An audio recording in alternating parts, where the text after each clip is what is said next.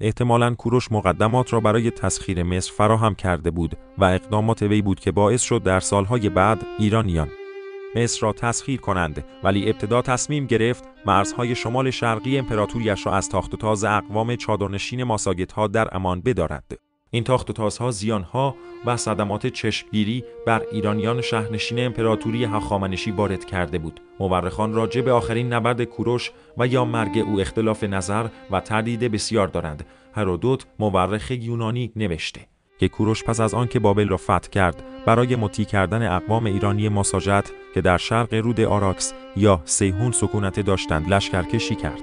وی ابتدا به فرمان روای ماساجت‌ها تهمریش یا تومیریس که بیوه پادشاه سابقشان بود پیشنهاد ازدواج داد، اما او که دانست مقصود کوروش تسلط بر سرزمین اوست نپذیرفت و کوروش به قصد جنگ با او به سوی سیهون حرکت کرد.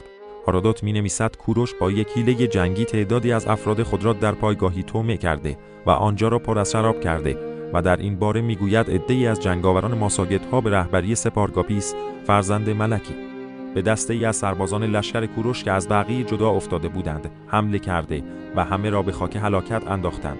بعد از آن پیروزی آنها بر سفره فراوان از غذا و شراب که بازمانده از لشکر کوروش بود نشسته و با اشتیاق فراوان آنقدر خوردند و نوشیدند که مست و بیهوش شدند. پارسیان در این هنگام وقت را غنیمت شمرده و به آنها حمله کردند و سپارگاپیس را اسیر کردند. سپارگاپیس وقتی به هوش آمد و خود را اسیر دید، از کوروش استدعا کرد که قل و زنجیر از او بردارند. کوروش این تقاضا را اجابت کرد. وقتی دستان او آزاد شد، از شدت ننگ و عار خود را در جا کشت.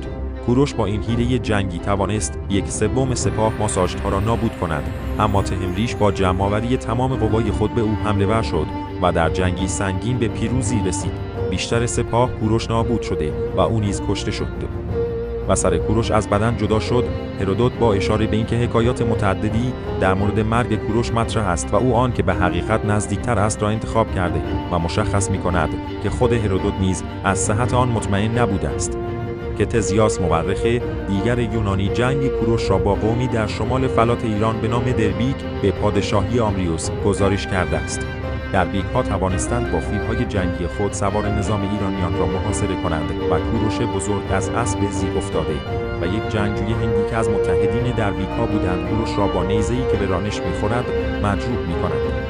روز بعد آمورگس پادشاه سکایی به کمک ایرانیان آمده و آنها فاتح شده و دربیک‌ها تسلیم کوروش می‌شوند، اما کوروش چند روز بعد پس از وصیت به اطرافیان خود و تعیین کمبوجیه به عنوان جانشین خود می‌میرد.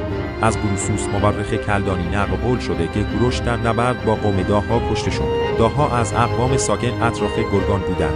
پروپومپئی مورخ رومی هم روایتی مشابه هرودوت را اتخاذ کرده، با این تفاوت که می‌نویسد سپاه 200,000 نفره کوروش در گردنهای کوهستان به محاصره سپاه ملکه ماساژها درآمده و تمامی آنها نابود شدند و حتی یک نفر هم زنده نمی‌ماند تا خبر این واقعه را به ایرانیان برساند. گزنوفون مورخ یونانی مرگ کوروش را در کتاب کوروشنامه به شکل طبیعی و در پارس گزارش داده. به گفته او کوروش در خواب از مرگ خود مطلع می شود و پس از نیایش و وصیت‌هایی به نزدیکان و دوستان و بزرگان کشور از دنیا می رود.